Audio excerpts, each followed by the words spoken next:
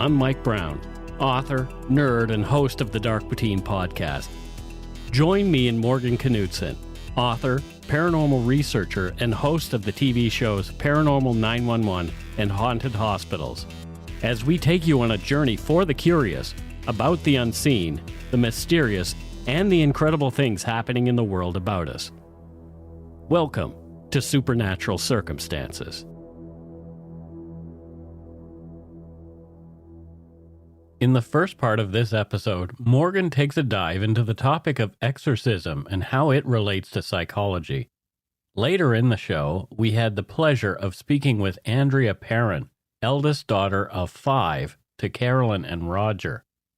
Their story was made famous by the well-known 2013 horror film, The Conjuring. The Perrons, though, don't feel the movie got it right. To set the record straight, Andrea has written a trilogy of books based on her experiences in the home, titled House of Darkness, House of Light.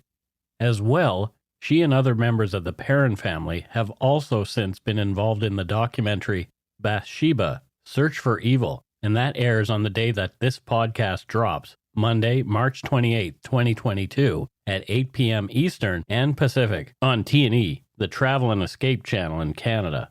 Andrea Perron has said to press outlets in Canada that Bathsheba, Search for Evil, is the most in-depth interview her family has ever given on camera. Morgan and I have both seen it and recommend it highly. A summer blockbuster, The Conjuring exploded on the movie screens, terrifying audiences worldwide. Some called it the scariest occult-related film since The Exorcist. Directed by James Wan, made famous by the low-budget blockbuster Saw, the movie was based on the true story of the Perron family. The Perrons, looking for help with unexplained and increasingly disturbing events at their Rhode Island farmhouse, turned to famed paranormal investigators Ed and Lorraine Warren, played by Patrick Wilson and Vera Farmiga. In the film, forced to confront a powerful demonic entity, the Warrens found themselves caught in what they described as the most terrifying case of their lives. But what was the real story? How close was the film to what actually happened? Did it really happen at all? Was any of it right? As with many Hollywood films, the story that the Conjuring fans saw on screen was much more terrifying to those who truly experienced it. In a letter to horrormovies.ca in June 2013, Andrea Perron wrote, quote, "The Conjuring is based on a true story, our story. However, the film is not based on my trilogy, House of Darkness, House of Light. It is instead based upon the case files of Ed and Lorraine Warren. There are liberties taken and a few discrepancies, but overall, it is what it claims to be, based on a true story, believe it or not." End quote. Andrea Perron claims that after director James Wan read her books, he refused to include some of the facts of the case that he felt were too terrifying for audiences. Andrea told Chris Janselowitz for Global Television that, quote, "The Conjuring is an excellent film for what it is. It's about 95% fiction and about 5% hard truth," end quote. Located in the small country town of Harrisville, Rhode Island, Roger Perron and his wife Carolyn purchased the home in the winter of 1970. The 200-acre property offered plenty of space for them to raise their 5 daughters, Andrea, Nancy, Christine, Cynthia, and April. Originally built in 1693, the Arnold Estate, as it is called, has a long storied history of hauntings and terror even up to the present day. The unexplained events for the Perron family began on the day they moved into the farmhouse in January of 1971. As the disturbing events increased in frequency, the family became concerned and reached out for help. Ed and Lorraine Warren, actually the second group of paranormal investigators to enter the home, identified one spirit who was called Bathsheba, and she became the focus of the Conjuring film. The entity is believed to be the spirit of a nearby neighbor from the 1800s, named Bathsheba Sherman, rumored to have been involved in occult activities. However, Andrea Perron thinks that Bathsheba has gotten a bad rap and that there were numerous entities active in the home taunting the family. She says that one of the most violent encounters occurred during a seance performed in the home by the Warrens. During that, Andrea watched as her mother Carolyn was attacked psychically and physically and flung about the room by unseen hands. The event was so violent that many present at the time, including young Andrea, thought Carolyn might perish. The film portrays Ed and Lorraine as heroes who saved the family from their ordeal, but that was not the case. After the Perron family cut ties with Ed and Lorraine in 1974, they continued living in the home, and the events continued intermittently for the next 6 years, none of which involved the Warrens. The Perrons moved out in June of 1980.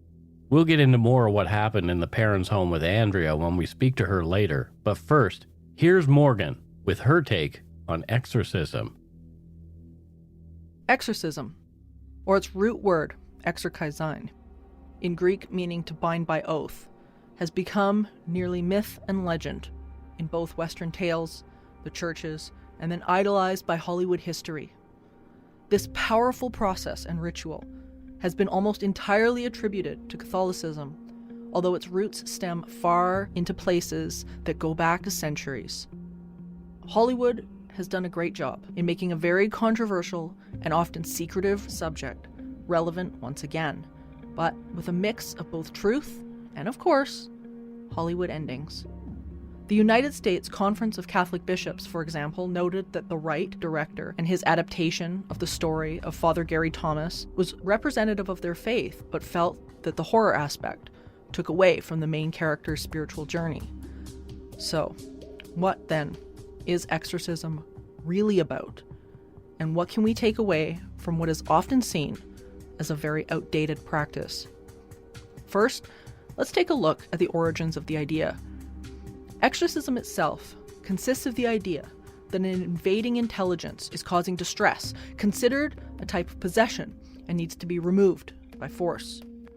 Typically, this entity is causing pain, illness, upset, and making someone's life generally miserable. According to the DSM-5, a case of possession trance disorder can only be given to those who are in distress from such possession, or belief in that condition, not those who believe or are demonstrating that they are receiving positive messages, love, connection with a loved one, or other joyful connection with a non-physical mind. In many cultures, the very idea of possession is considered a positive and a highly spiritual experience, often experienced by shaman or healers, or channels such as Esther Hicks, Louis Benjamin, or Jane Roberts, to name a few. When we reach back into ancient Mesopotamia, for example, all forms of sickness, both physical and psychological, were attributed to the supernatural, and specifically possession. The number of spirits lying in wait to possess or overtake someone's consciousness or body was considered one of the most important factors in the daily life of a Babylonian. In order to rid these people of said illnesses, the exorcist would construct clay or wax statues and proceed to destroy them, believing that this was symbolic of ridding the victim from whatever demon ailed them. Assyrian tablets offer the first written accounts for the treatment of illnesses in medicine, which carries over into further accounts of exorcism.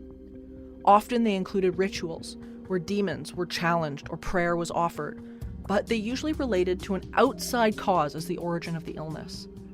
If you had a cold or even something such as epilepsy, it must indeed be possession.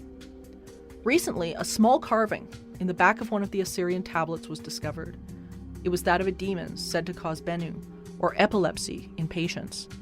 Significant since the diagnosis of epilepsy was often related to hysteria so many years later. Homer, Socrates, and Plato spoke repeatedly of demons, who believed that anyone demonstrating mental illness or insanity was under the influence of monsters. The cult of Dionysus in ancient Greece caused the ritual to become so widespread that it was legally called to a halt in ancient Rome in 186 BC. In addition, priestesses served as channels and mediums. For example, the pronouncements of Apollo at Delphi were given through a priestess, of which were then interpreted by priests at the time, although it was later discovered that gases from the ground on where she often gave her pronouncements may have been the cause of her altered states of consciousness. Folklore is not deprived of demonic stories either. The Oni of Japan are demons said to bring about storms and spoken of in ancient Japanese history. Kelpies are known in Scotland to haunt pools, waiting to drown travelers who are unaware of their presence. But it's not until the 4th century AD that we begin to see evidence of the image of exorcism which Hollywood holds so dear. Zeno of Verona writes, "His face was deprived of color. His body rises up of itself. The eyes in madness roll in their sockets and squint horribly. The teeth, covered with a terrible foam, grind between blue-white lips.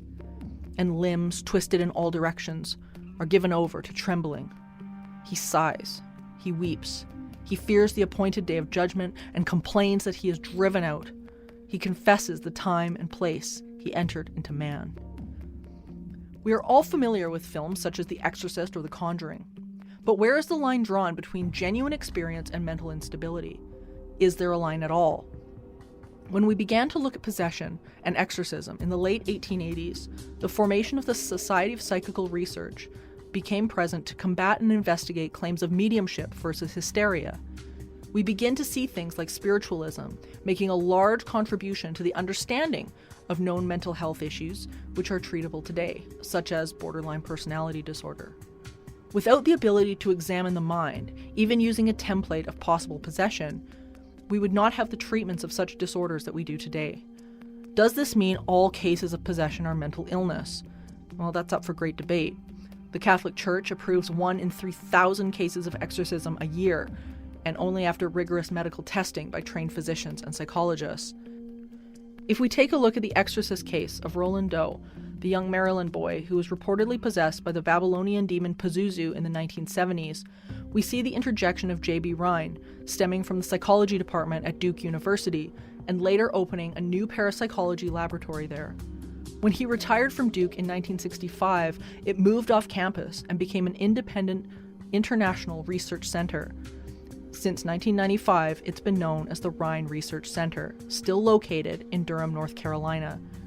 Many major universities became heavily interested in the idea of altered states of consciousness and what those implications actually mean for the studying of the human brain and mind. Princeton, Harvard, Edinburgh, as well as the South American universities became heavily interested in understanding the nature of psi and altered states. Today, researchers such as Alexandra Moira Almeida in Brazil are at the front lines of research into the line between paranormal and its relationship to human consciousness. In the early decades, the medical establishment treated psi experiences as pathological, regarding so-called spiritist phenomenon as disorders that threaten public health. Now, things are quite different. The overlap of spiritualism and human mental health has become undeniably interlinked, and if we wish to continue to understand who we are, delving into the realm of psi is becoming a necessity.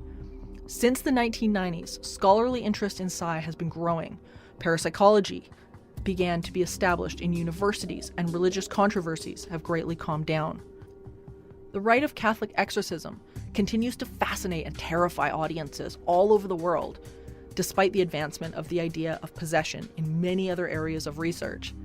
Positive messages, such as those from channels like Esther Hicks, tend to go unnoticed as the same type of phenomenon in the eyes of viewers. In these cases, we can start to look at important techniques that are being taught, such as surrender versus overworking, or being able to still our minds, to allow apparent non-physical communication and psi. Many, such as Edgar Cayce or Leonora Piper, were documented at length and delivered positive messages through trance states and automatic writing, among other things. Piper herself described the experience as follows: "I feel as if something were passing over my brain, making it numb. A sensation similar to that when I experienced under ether, only the unpleasant odor of the ether is absent. I feel a little cold too, not very, just a little, as if a cold breeze passed over me, and people and objects become smaller until they finally disappear, and then I know nothing more until I wake up, when the first thing I'm conscious of is a bright, very, very bright light, and then darkness, such darkness. My hands and arms begin to tingle, just as one's foot tingles after it's been asleep, and I see, as if from a great distance, objects and people in the room, but they're very small and very black." Leonora described the entity as an elderly man who passed away in 1860 and who later was replaced by another personality named George, a deceased acquaintance known to the investigator, Richard Hodgson. Controversy, however, was rampant, but, real or not, Piper believed that she was possessed by these personalities with no ill will or ill effects, which is the very crux of the classification of possession trance disorder in the DSM-5. The causes and outcomes of possession vary from violent and tragic to beautiful and enlightening, and I believe there are things to be learned from it, as I mentioned above. If it is indeed a real phenomenon, then we must conclude that there is a consciousness, being a collective or otherwise, that is more than excited to guide us forward. It addresses the age-old question of, are we alone? And if possession is real, the answer is inevitably no. It opens up the hard problem again. Is consciousness emergent or fundamental? If it is not fundamental, we must start to look at the mind in a new way.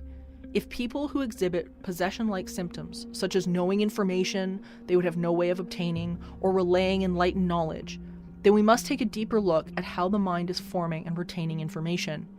Either way, the phenomenon of possession and exorcism is a fascinating look into human history and the human future.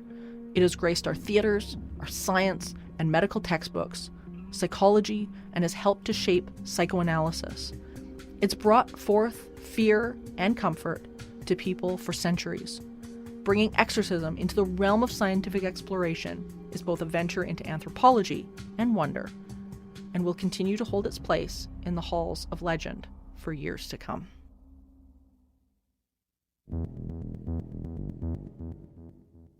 Next up is our interview with author and one of the real-life subjects of the true story on which the Conjuring film is loosely based, Andrea Perron. Andrea graduated with a degree in philosophy and English from Chatham College in Pittsburgh, Pennsylvania. She has spent many years engaging in a variety of creative endeavors as a professional singer, songwriter, musician, and actor. For more than 20 years, Andrea was a cast member with the Theatre Company of Rhode Island, performing on the stage of the Assembly Theatre, the historic centerpiece of Harrisville. Despite her many creative accomplishments, for Andrea, writing is her true passion. In 2007, she began writing a manuscript that has evolved into the 3 volumes of House of Darkness, House of Light, spawning some nightmares while exhuming memories of the dead, revisiting a past that mapped the future for Andrea and her family. Here's our interview with Andrea Perron. I am thrilled and excited. Andrea Perron is here with us on Supernatural Circumstances today, and we are thrilled to have you because you've had not only such incredible experiences throughout your life, but also because of your overall message of positivity. And that's something like both Mike and I have been so driven to present to the world over with parapsychology and things like that. So welcome. Thank you. I really appreciate you bringing me on your broadcast. And to grow my very large group of friends north of the border in Canada is always delightful for me. Well, you've got us now, so. I do. So let's get into this a little bit because the movie and the documentaries and everything that has come out over the last number of years about Bathsheba, about this subject, about this story, most people I think know about this from the movie The Conjuring, and this documentary is not that. Can you talk to us a little bit about that? Well, this was one of the few documentaries that I've done that included almost every member of my family. My mother declined simply because of her health and not being able to travel to do an interview. But everybody else, every living member of my family participated in this. And I think in spirit, even my baby sister, April, who passed away this month in 2017, very suddenly and tragically. And I do have to say, that had I not grown up in an environment where I was routinely exposed to the other side of existence, I don't even know how I would have been able to cope with her loss, because she was the youngest member of our family. She was just 2 weeks shy of her 52nd birthday. And she came to each and every one of us almost immediately. And Wow. it was so easy to recognize that, oh yes, this is her, that, Yeah. there's no other way that this would have happened. Only she knew about this. I mean, it was that kind of a thing. And in fact, she passed away in her sleep. And the first thing that she did was come to my sister Cindy as a full body apparition. Wow, that's wonderful. She had to, because she didn't know she was dead. Mm. Wow. And Cindy had to help her cross. And I, that changed everything. Mm. It changed everything. It not only fundamentally changed our family by fracturing our hearts, but it also confirmed everything that we each individually know about supernatural activity and how incredibly real it is. So before everything started, what, if any, were family spiritual practices or beliefs? Did your family have any kind of belief in the afterlife or higher power or anything like that? That was a disservice that was done by the Conjuring to my family, Mhm. among several,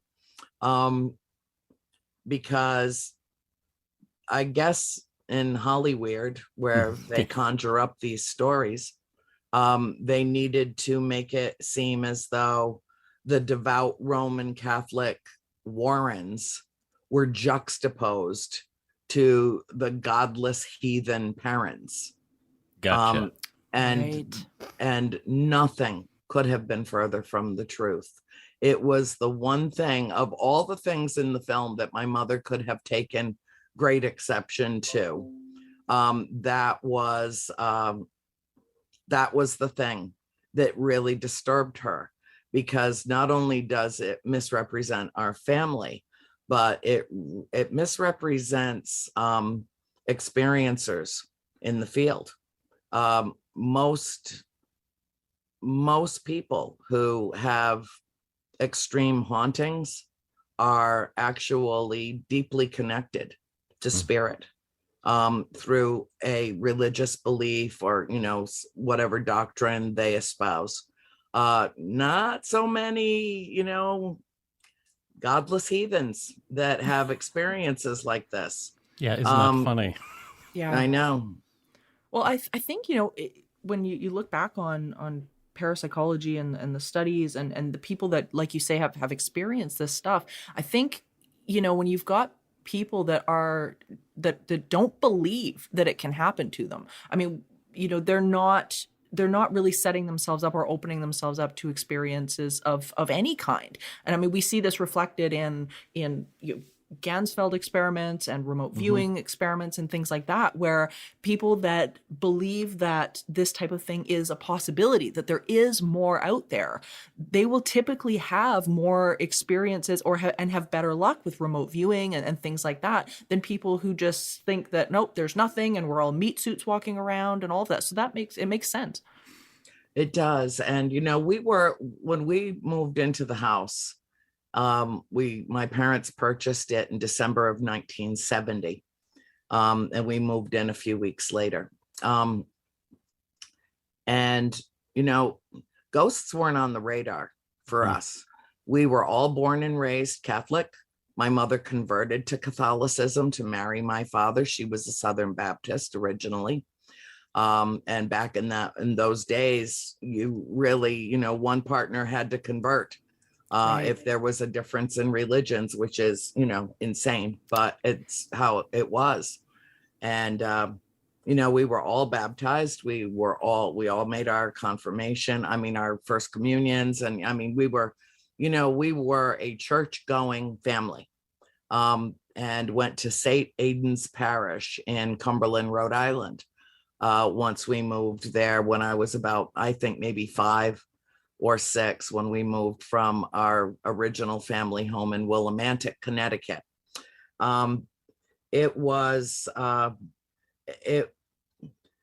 Ghosts weren't on the radar for a number of reasons. I think that both of my parents are very pragmatic Virgos, and reality is what they can see and smell and taste and hear and touch. They're five sensory 3D pragmatists, and both of them were, over the course of the 10 years that we lived at that farm. I mean, my mother was practically an atheist. She just wanted to marry Wow. my father, and she would have done anything to do it. So, she went to Catholic school, preparatory marriage Catholic school. I don't know what it's called, but just so that this union could take place. Mm-hmm. And they had been together for 14 years and produced 5 children before we moved to that farmhouse. When the word ghost came up, it was in church, the Father, the Son, the Holy Ghost, or it was, who wants to be the ghost for Halloween? I've got one sheet that I'm willing to Right. carve holes into. Yeah. I mean, that was it. The only even remote contact that anybody in the family had with anything paranormal was Dark Shadows Mm-hmm. that I used to race Right. home from school to watch in the afternoon.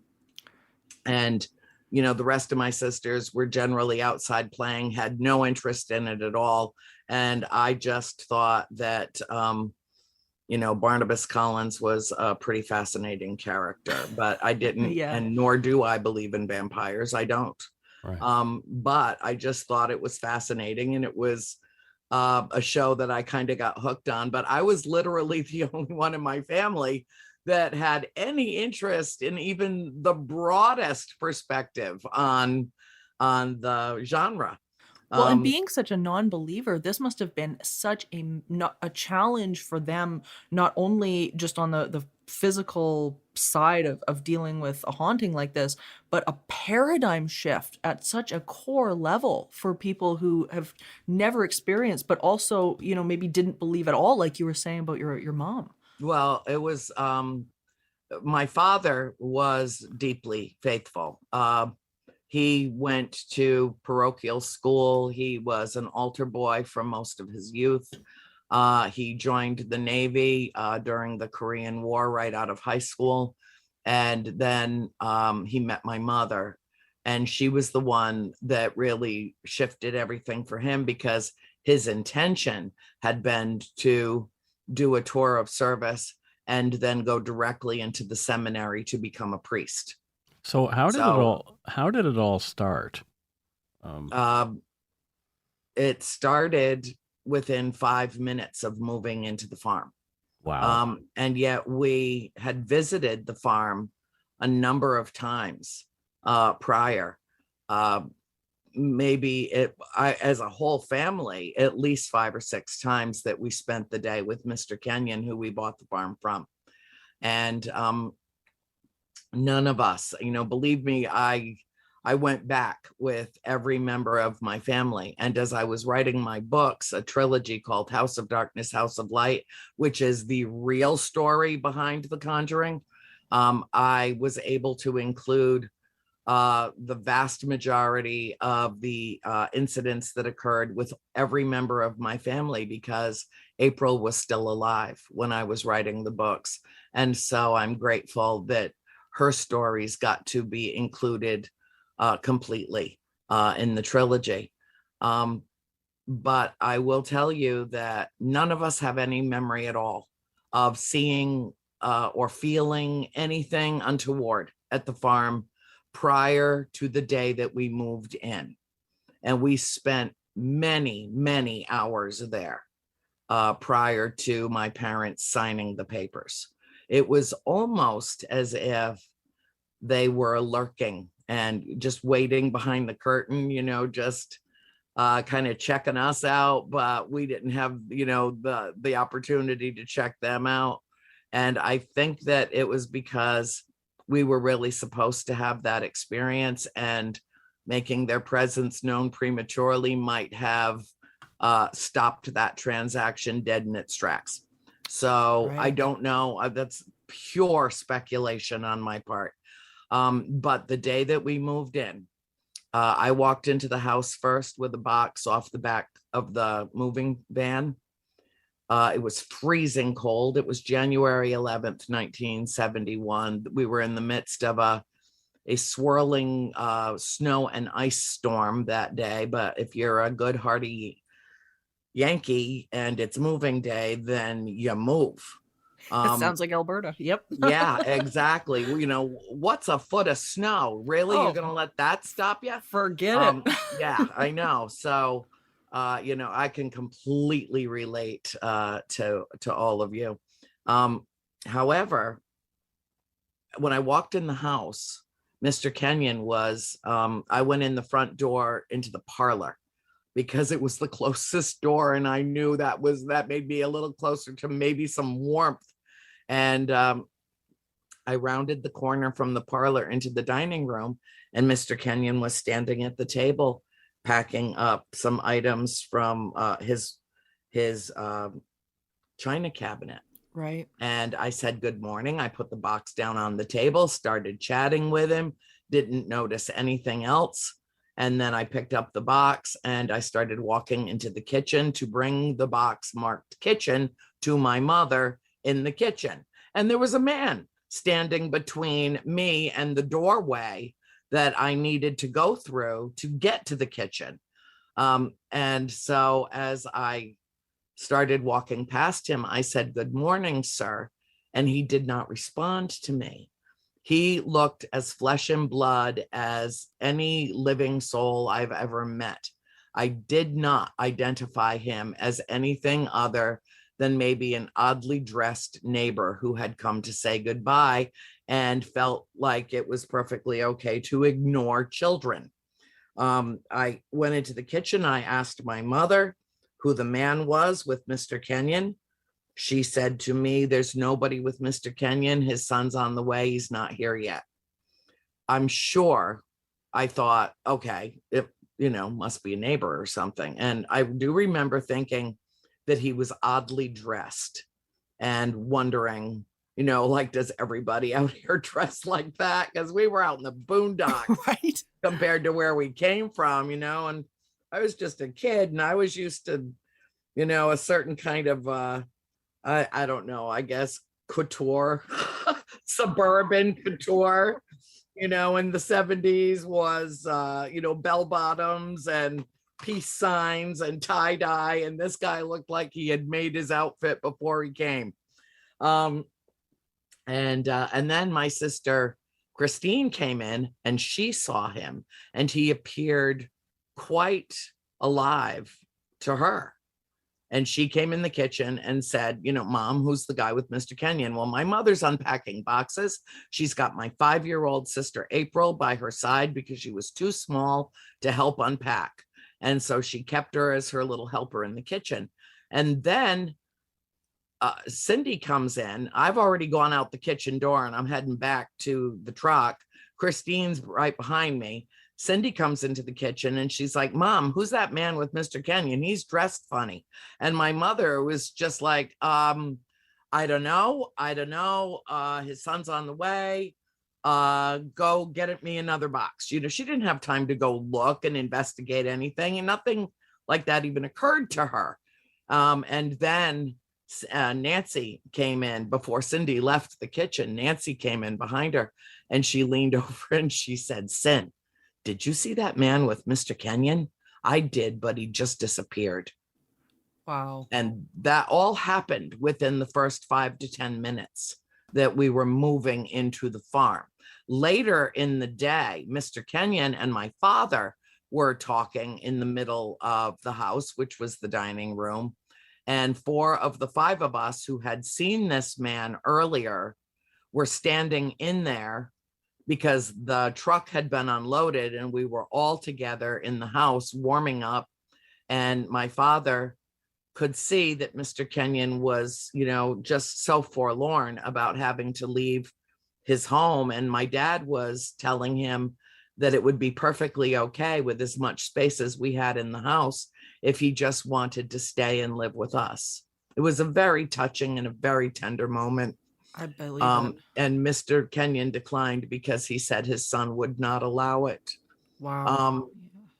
Which was heartbreaking. And suddenly that man is standing in the corner of the dining room again. And all four of us are looking at each other, of the children looking at each other like, I see him. Do you see him? Do you see him? I see him. Nobody said a word. And Mr. Kenyon and my father did not see that apparition. Only we, the children, did. It's fascinating. And it's so interesting with these experiences how that type of thing will happen, where there's a couple of people that will observe something, or a group of people that will observe something, and then either observe it differently, or, you know, there'll be people that in the room that are just out of tune with it, or whatever seems to be going on. There was a huge escalation in events, as we know from the documentary and things like that, right up to the Warrens coming in and pushing the idea of a seance on your parents at the time. Yeah. What that to me really, it really struck me, because as a researcher myself, you know, I've always been one to really understand that the client really is the first and foremost important thing. The living is the thing that you're supposed to be focused on. And this always really struck me. Can you talk about the seance a little bit? Do you think that was a genuine possession? I think it was incredibly irresponsibly handled. Yeah. That it should never have happened in the first place. That the Warrens had, I think, the best of intentions, Yeah. but they were way over their heads. The medium that they brought with them committed what I consider to be spiritual malpractice. You do not throw open wide the gates to the netherworld and conjure the spirits in a supremely haunted house where 5 children live, without having some expectation that something will come through that you might not be able to handle. And that is exactly what happened. She ended up unconscious on the table. My mother was picked up in the chair in which she sat and was thrown 20 feet into the middle of our parlor, where her head struck the floor. And every person that was in that house that night, including me and my sister Cindy, who were watching this happen, were quite certain that we had just seen our mother die. I believe it. It just sounded so violent and so sudden. It was. It was just unbelievable. So when they approached with this idea, how did the seance start? Was this the slow build to the violence? Did this happen quickly? Was this a quick escalation? What happened there? My father had come home from being out on the road for about a week. He had his own jewelry business. And so he traveled quite a bit. His trunk always full of fashion and fine jewelry, because Providence at the time was like the jewelry capital of the world. And he had been gone for probably about a full week and came home. He was very tired. It was August of 1974. And Mr. and Mrs. Warren had reached out to my mother earlier in the day. Now, keep in mind, cell phones had not been invented yet. And they called from Connecticut, where they lived, and asked if they could stop by that night. And my mother, reluctantly agreed to let them come. Of course, at that point, we knew who they were. They had been to the house several times. And when my father came home, he's like, nope, call him back. I'm watching the Red Sox play tonight, and we're having dinner together, and I don't want company. And nope, call him back and tell him not to come. Well, they had already left Connecticut. There was no way to catch them on the road. And so he was really agitated about it. And my mother, seeing how negative he was being, told us to start calling around to girlfriends and see. It was a Friday night, so she wanted us to disperse from the house in case, Dad were to get ugly. And only Nancy could find somebody to go spend the night with. So the other 4 of us were in the house when they arrived. And it wasn't just them, it was an entire entourage of people, cinematographers with huge cameras and, tons of equipment, and an audio specialist with a big reel-to-reel, and a priest and the medium, the Warrens. Well, my father's head blew off his shoulders. No kidding. And Wow. the more angry he got, the more my mother shut down, because as soon as they came in, they started talking about, we're here to conduct a seance. And my father's attitude about that was, oh, hell no, you're not. No, you are not doing anything like that in this house. And the priest and Ed Warren took my father off to a secluded spot and talked to him for quite some time. Lorraine Warren took her life into her own hands that day, because she looked my father dead in the eye and she said, if you love your wife, you'll let us do this. Wow. So it was like, it was like an ultimatum, like, if you don't let us do this, then you don't love your wife. And oh my God, Ed and the priest had to remove him from the room. I mean, he was so angry. And so, it just got worse and worse. And my mother just sat there on the sofa with her head hanging down, tears in her eyes.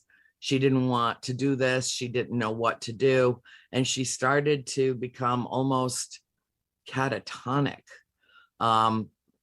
When they came back out of the room, the children, myself included, were dismissed, told to go upstairs, close doors, don't come downstairs for any reason. Well, you know how long that lasted. Of course, yeah.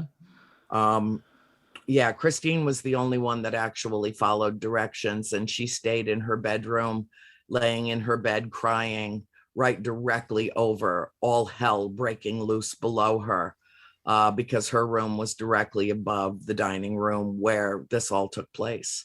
And it all happened after they all came together.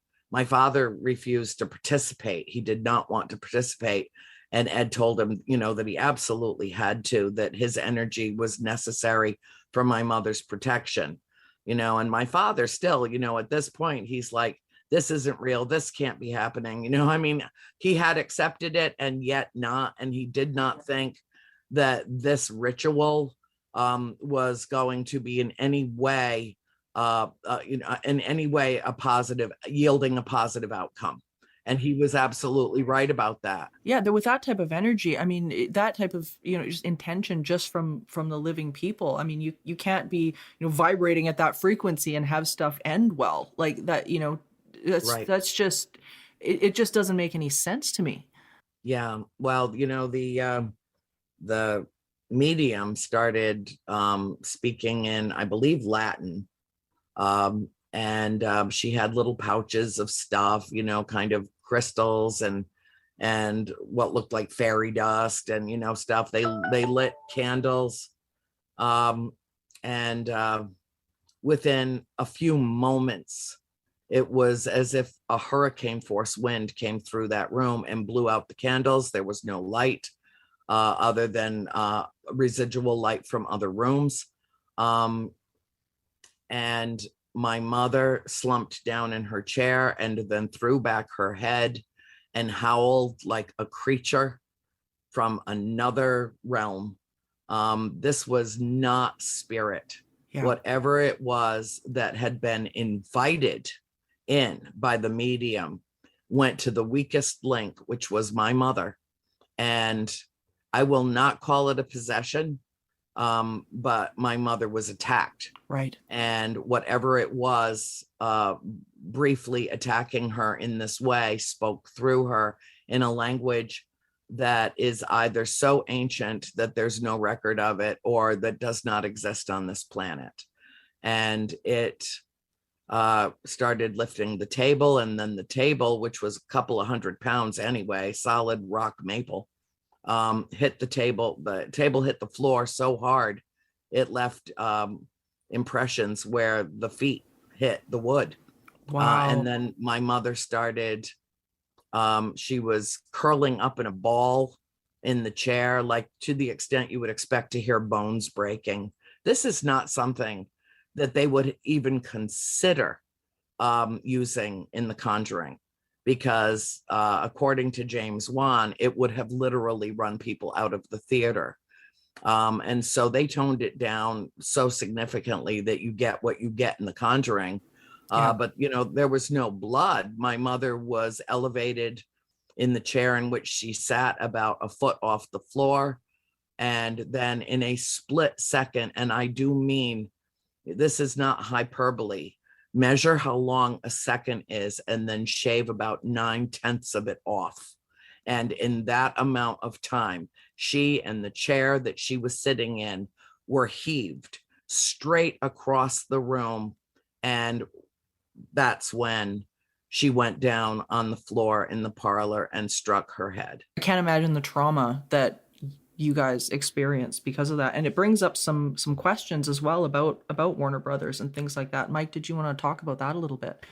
Yeah, you mentioned that James Wan was a little nervous about telling the truth. Why do you think it was that he and Warner Brothers were really afraid of really getting into what actually happened, what your family really experienced? Was it just for storytelling purposes, or was there something that they were afraid of? That's it. Bingo, right on the nose.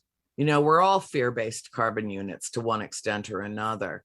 And I'm using this phrase verbatim from James.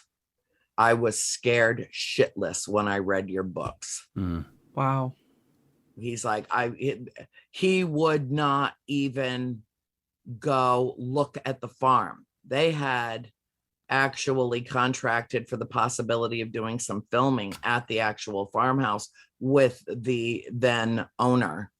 And after he read my books, he not only canceled that deal, but he refused to even go to Rhode Island, as though like the whole state was contaminated because of, you know, I don't know.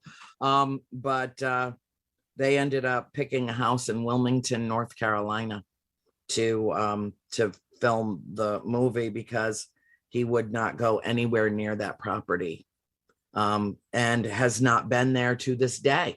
Even though he's been, I'm sure, offered the opportunity many times, he will not. And he was terrified.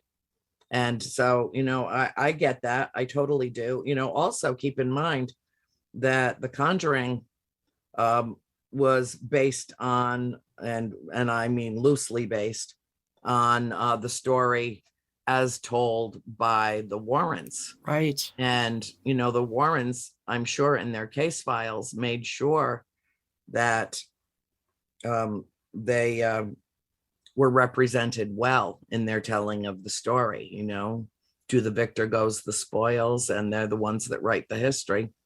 Until I came along and told the real truth. So you've written a lot more about this, and you have signed a movie deal regarding your books, correct? Yes, it's actually I didn't sign anything yet because I've reconsidered what to do with this. 3 feature films will not tell that story. Right. So what my screenwriter and I have done is we've torn our screenplays apart and we've turned them into 30 episodes for a 3-season docudrama. Oh, wow. That's a great idea. Thoroughly explore all the ramifications of this story and dig very deeply into the effect that this kind of activity has on humanity, focusing on the 7 members of my family, but other characters as well that came and went from that farm that were touched by spirit and and it changed their lives completely. Several, in fact. So, you know, it's just too big a story for feature films. And, you know, I don't fault anybody who made The Conjuring. They put their whole heart and soul into that movie. Everybody that was involved, I know them all. The young ladies who played us couldn't have been sweeter, more charming individuals. I got letters from everybody associated with that film when my sister April passed away. Oh, wow. I mean, and it was years. It was 4 years after the film had already come and gone, and yet they were all so touched by her loss that they all reached out to us in some way or another. Do you think there were things that they got right in the movie? Yes. Yeah, like 4 or 5 little tiny things that they got right. Yeah. I feel certain of it. No, really, Morgan. At least a couple, right? Well, it's interesting because there are things about the film that I refer to as cosmic kisses of the film. Oh, that's lovely. I like that. The way that the universe told me that it was okay. Yeah. That it was the way that it was told in such a way that, those that were interested more than having, a knee-jerk reaction and an adrenaline shot in a theater, who really wanted to know the story would find it. And they have, by, hundreds of thousands of people have read my trilogy of books. And it makes The Conjuring look like grainy black and white versus Technicolor Disney on steroids, in the real story. But I find that the people who gravitate to it are prepared for it. They're emotionally prepared. They're spiritually prepared. They gravitate to the truth in all things. And so it has changed innumerable lives. You cannot read the trilogy without being changed on the other side of it. You've had some amazing experiences just, overall. And I think we're all three of us are on the same page about how the universe really does come together to create so many of these amazing experiences, and there are no coincidences. No, there aren't. There really aren't. And and do you think that there were positives that you took away from this that you wouldn't have gotten if you hadn't have had these experiences? Oh God, yes. Oh, absolutely. And in fact, I'm so grateful to have grown up in an environment where I got to learn at a very young age that we don't live in a 3D 5 sensory world. Yeah. We live in a multi-dimensional universe. Right. And I got to discover that at the tender age of 12, and I'm 63 now. So for more than half a century, I've lived a paranormal life. Yeah, I so identify with that, because for me, my first experiences were at 9, and Mike had his experiences quite early as well. And I think we've all been touched by that, and it really does. It changes how you look at the world when you're introduced to this stuff at an early age. And I know for myself, it's really taken away I think a fear of death and a fear of just things falling apart and whatnot. I've found that it's really changed my perspectives in that way. And I know, Mike, you felt similar for, in terms of this stuff. This way of looking at the world, you can't possibly feel the same way after having an experience like you've had. And I'm sure it has deepened and broadened your sense of spirituality as well. Can you talk a little bit about that? Well, I will tell you that I think that my mother was secretly an atheist, or it's certainly at least agnostic when we moved into that farm. And when we moved out, she was a deeply faithful woman. The most important thing that she learned from the farm, and the most important thing that I learned from the farm, is to have no fear of death, because we know there is something beyond our mortal existence. This is not a matter of faith or a belief or conjecture on our part. We know, and there's a quantum leap of difference between believing something and knowing something. So as my mother's 82 now and in failing health, and yet, I visit with her frequently, and never once has she expressed, she's like, when it's my time, it's my time, let's party till I go. She's just, she's so, She's just, bless her heart, she's so sweet. But yes, it fundamentally changed my trajectory in life. When we moved to that farm, I was quite certain that I was going to grow up to be a veterinarian. Yeah. And now I'm an ordained minister with a degree in philosophy, which I felt compelled to explore when I went off to college, because I needed some answers. I needed to understand more deeply what the religious and spiritual implications were of what we were experiencing at the farm.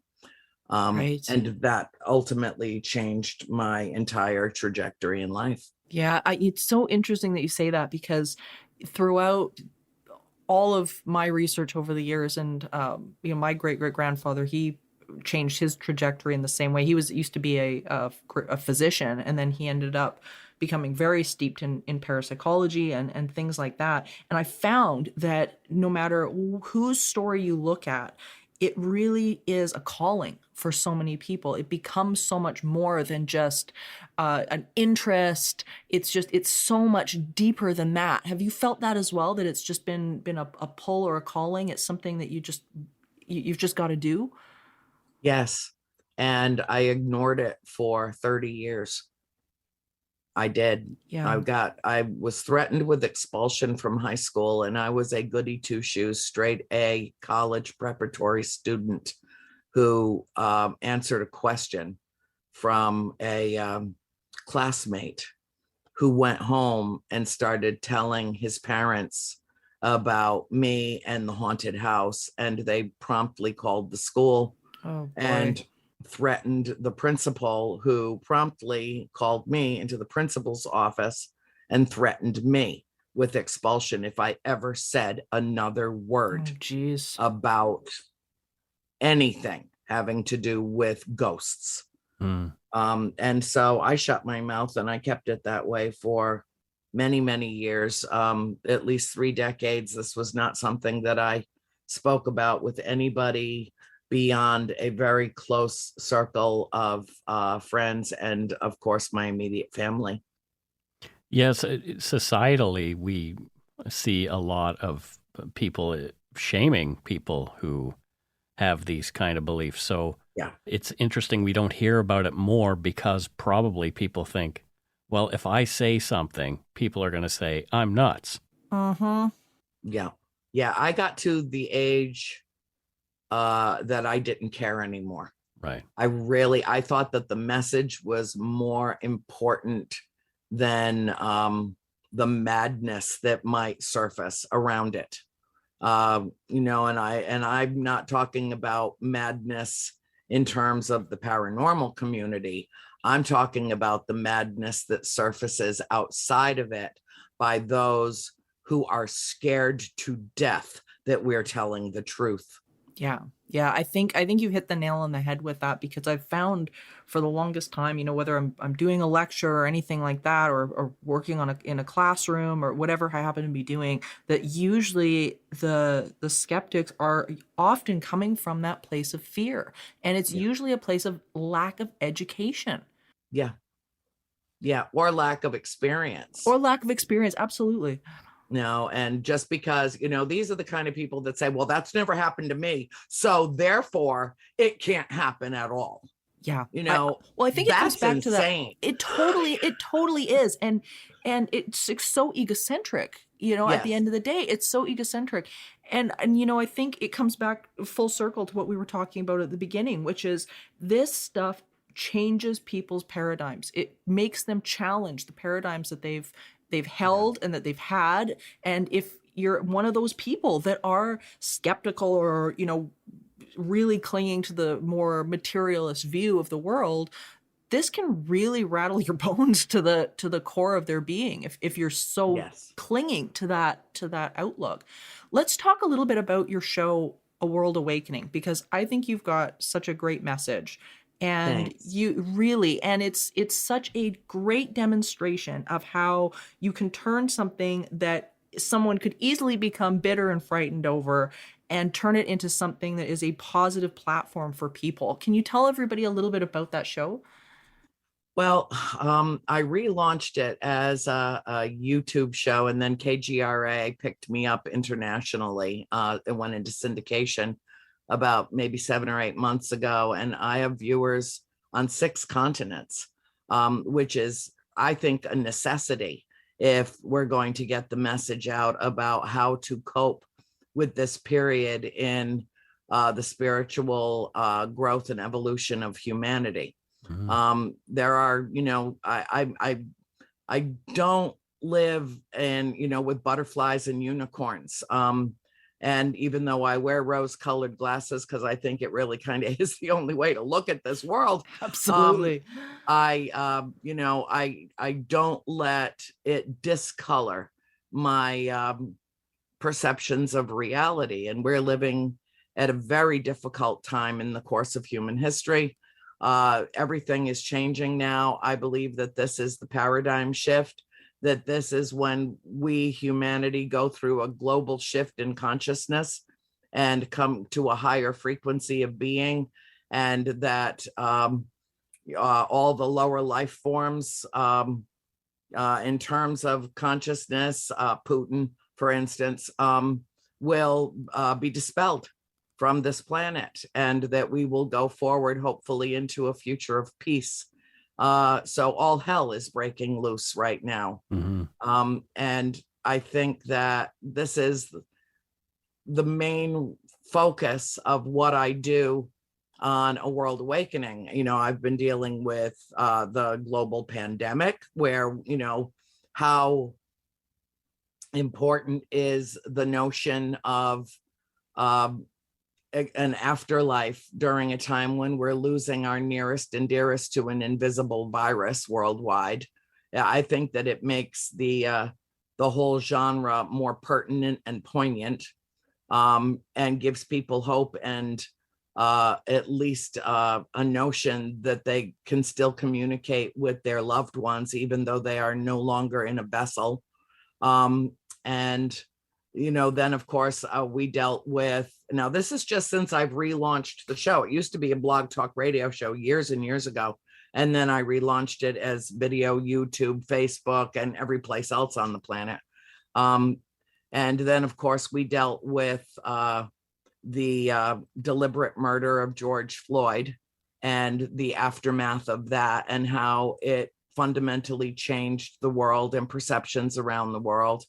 And so, in some ways, yes, I do march with my feet. I also march with my mouth as a spiritual warrior for peace. And that is not a counterintuitive concept. And in fact, I have come to understand that in 3D reality, one necessitates the other. You must vanquish what is evil on the planet. Evil, pure, unadulterated evil, exists on Earth. And, some people say, oh, good, evil, they're just concepts. And I say, go turn on the news. Yeah. Go take a look at what's happening in the world right now. Go take a look at what's happening in Afghanistan right now. That's off the circuits. We deal with things like that. It's hard for me because, I wouldn't even want to be here anymore if I didn't have a truly rudimentary belief that good conquers evil and love conquers fear, and that all will be well in the end. And if it's not well yet, then it's not the end. Yeah, I love that. Yeah, well, that you can thank John Lennon for that. Yes. Yeah, right. Yeah, I just borrowed it, and he said I could. I talked to him just before when we did the show. I've sort of been thinking about this, and I heard a quote years ago. I think that this is just the storm before the calm. Yes. Like a lot of things have to happen. An old friend of mine used to tell me, one of my spiritual gurus used to say, Mike, you have to get through the bramble bushes before you get to the picnic. So I think we're, as a world right now, we're in the bramble bushes on our way to the picnic. You know what? In terms of alliteration, change it up a little bit. You got to walk through the pickies to get to the picnic. There you go. That's Yeah. Right. Well, and I think I think it's also, to use another analogy, when you've got dirt in the bottom of a glass of water and you want to fill that glass up, you pour that water in and all the dirt rises to the surface. And I think this world, and I think love right now, is very similar to that, where it's like Yeah. if you've got a lot of dirt that's settled and you pour love onto that, what happens is, that dirt's going to rise to the surface, and it rises to the surface to get cleaned up. I It think does. it really does. And it doesn't mean, like you were saying, that it's the end of the road or that it's the last chapter or anything like that. But it's there so that we can clean it up and move on. And so I love that about what you're saying. It's really, really great. Well, I use the show to bring on a real eclectic mix of guests, most of whom are friends of mine that I've gotten to know over the last dozen years or so, that bring something to the discourse, Yeah. that bring a new perspective, a fresh idea, that have an ability to conceptualize and articulate perspectives that maybe people have not thought about before. Because my whole approach to a world awakening is that thoughts are things, and that if we Absolutely. project out into the ether, into the frequency, like the pebble in the pond, and the concentric circles go all the way to the shore, because it's a creation of energy. I talk about love being an action word, a verb instead of a noun, that it's the putting into. Our progress will come when we make love a verb and we show our ability to interact and to support and feel compassion for our fellow human beings and all life forms on this living planet. And when we get there, so it's kind of like it's 2 hours every Friday night Eastern time of raising awareness, consciousness raising, bringing people to a higher headspace, and making them think instead of just reactively feel everything that's coming at us right now. So I think in that respect, it fulfills a very valuable need. I agree. And you just said something that Mike and I touch on constantly on this show, which is thoughts become things. And when we're focused and we have that intention and we make that decision, it's incredible what the universe will do to back up and promote the reality that you've projected out there. Like it will go to endless lengths. So I love that about love that about this. We are wrapping up to the end of our time. And this has been such an incredible pleasure, Andrea. And thank you so much for taking the time to do this. It's just wonderful to talk to you. And like you were saying, to make a new friend, we'd love to have you back at some anytime. point. This has just been great. And I'll take a couple of seconds here to let the audience know where they can watch this show. Because it's going to be amazing. And it's on tonight. It's on March 28th, tonight on the TNE network in Canada, Bathsheba Search for Evil. And it's at 8 p.m. Eastern. And we are just excited to see it. Mike and I got the privilege of getting a chance to watch it before this, and it was absolutely fabulous. I highly recommend everybody take the time, DVR it, do whatever you got to do, but definitely watch it, because it's really incredible, and we're really looking forward to whatever you decide to do with the story and the mini series, the docu-series, all of that. So thank you, Andrea, so much. Oh, it's my pleasure entirely. Thank you, Mike. Thank you, Morgan. This has been a delight for me. And you both know we just scratched the surface. Yeah, for sure. So you let me know whenever you want. I'll be filming all next week up in, I can't even say. I'm sorry. No, I can. No, I can't. Never mind. Non-disclosure. Non-disclosure. Yeah. Yeah, I was like, oh damn, I signed that piece of paper. Yep.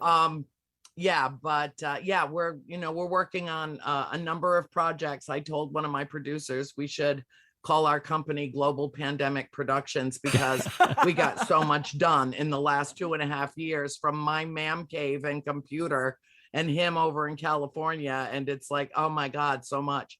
But yeah, this has been delightful for me. And I always appreciate it when I'm given the opportunity to speak my truth.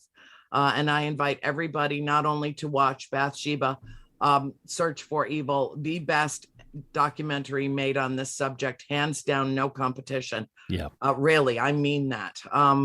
And a wonderful crew of people. But I also want to invite everybody to join us on A World Awakening on Friday nights, 9 to 11 Eastern time. And also, if you're up for it and you think you've got the wherewithal, dare to order House of Darkness, House of Light, volumes 1, 2, and 3 will alter your perspective on the entire universe. So thank you both very much for having me on. Thank you so much, Andrea. You're a wonderful human being. Thank you. Again, Bathsheba, Search for Evil airs on the day this podcast drops, Monday, March 28th at 8 p.m. Eastern and Pacific on T&E, the Travel and Escape channel in Canada. Please check the T&E website for dates and times of subsequent airings. Here's Morgan for this episode's segment of Spiritual Healthcare. In this episode's edition of Spiritual Healthcare, the segment of the show where you get to be the creator and designer of your paranormal and spiritual experience, we're going to tell you about a process called the Universal Manager. This is a great process to use when you're feeling overwhelmed with a lot on your plate. We tend to forget, when we have a lot going on, that we are not alone. We might feel that way when we look around us. Maybe your coworkers aren't helping out, you're running your own business and there's still a lot to do, bills might be piling up. Whatever it is for you, there is a non-physical help we need to remember and can call on. Take a piece of paper and draw a line down the middle. On one half, title the column The Universe, Source, God, non-physical energy, whatever feels good for you. On the second column, title it You. You are about to turn a whole bunch of worries over to your Universal Manager. It's waiting to unleash its help and is awaiting some instruction. Write down the things you don't want to deal with, the things that feel too big, too out of control, too time-consuming. Now, under the category of you, write down what you feel you can feel good about getting done. Don't overwhelm your side of the list. Remember, you can't overtax non-physical energy. Once you're done, know that it is taken care of. Your list has been read and understood, and the Universal Manager is on it. Remember, don't micromanage the universe. It's a better planner, organizer, and is more efficient than you. Let it go. Feel the relief. Focus on your list and watch what happens.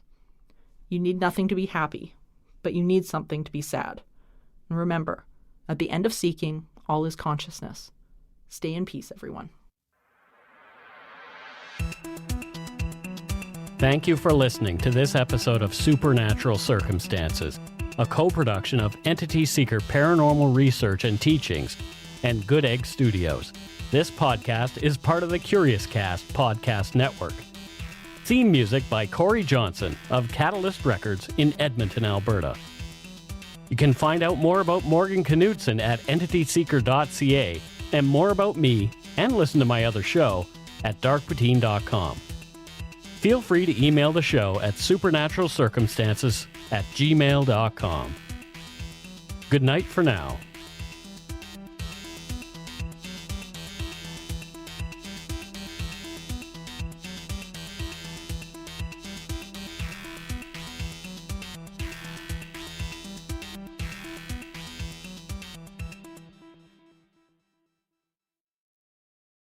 Hi, it's Shauna, and I might be a bad parent because my kids think French fries are vegetables. Hey, it's Ryan, and I might be a bad parent because I went out for wings when my wife was in the hospital after giving birth. Johnny here. I might be a bad parent because in my house, the tooth fairy gives pocket change. But we're not alone. Len emailed us and said his 6-year-old daughter's Tarzan moment going from love seat to lazy boy by curtains made him more proud than any dance recital. And Andy left his 2-year-old at the rink. All right, guys, I'm sure we're not alone. Like Andy's kid.